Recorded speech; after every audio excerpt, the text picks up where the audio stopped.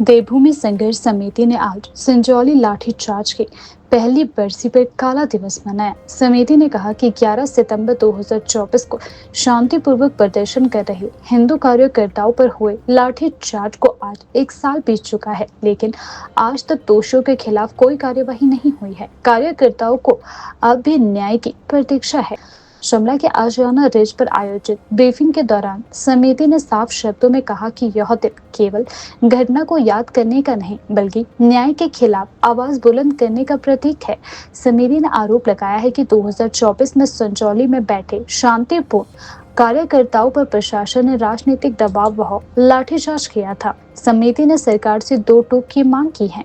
उन्होंने कहा कि लाठीचार्ज के दोषियों पर कानूनी कार्यवाही होनी चाहिए, पीड़ित कार्यकर्ताओं को न्याय और मुआवजा मिलना चाहिए। समिति का कहना है कि अगर जल्द ही न्याय नहीं मिला तो यह आंदोलन प्रदेश व्यापी रूप लेगा। जो समिति है प्रदेश की, उसका मैं प्रदेश का सह संयोजक हूँ। देखिए, ये जो 11 सितंबर 2025 को जो काला दिवस का ऐलान हुआ, पिछले कल संजौली में हमारा जागृत हिंदू समाज बैठा, एक बैठक हुई।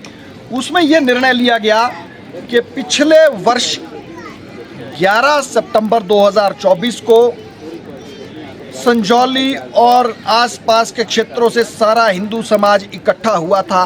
वहाँ जो एक अवैध मस्जिद, अवैध मदरसा चल रहा था, उनके खिलाफ आंदोलन करने के लिए, जो अवैध तरीके से डेमोग्राफी को जो चेंज करने का प्रयास किया जा रहा है, उसके खिलाफ, और जो तय बाजारी नीति सरकार से मांग करने के लिए, कोई तय बाजारियों के लिए पॉलिसी लेकर, इस सब की हमने मांग उस आंदोलन के माध्यम से प्रदेश की सरकार से हम कर रहे थे।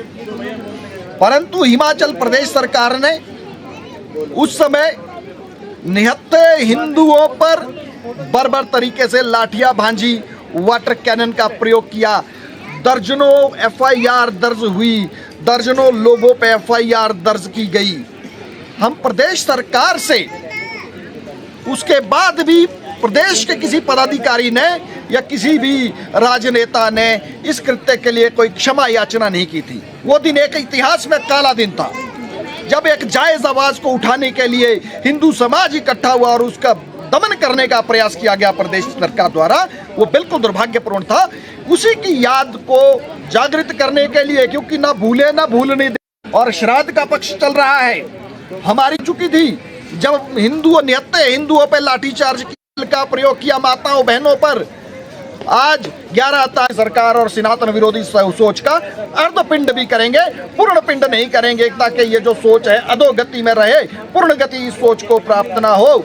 और हमारा समाज से भी आह्वान रहेगा कि जागृत हिंदू समाज से आह्वान रहेगा कि उसी घरों पे काले झंडे लगाएं, काले झंडे लगा के एक संदेश दे कि जो सरकार ने एक बर्बरतापूर्ण कृत्य किया था, हम उसकी आज भी निंदा करते हैं। माताओं बहनों पर जो लाठियां भांजी थी वो आज भी हमें याद है।